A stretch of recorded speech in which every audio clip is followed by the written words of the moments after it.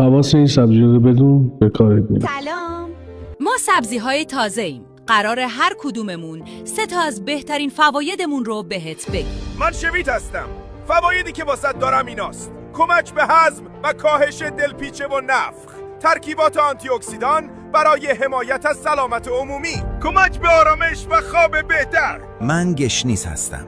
فوایدی که واسط دارم این است: کمک به خنک شدن بدن و کاهش حس گرمی، کمک به گوارش و کاهش نفخ، آنتی اکسیدان و کمک به سلامت پوست. من مرزا هستم.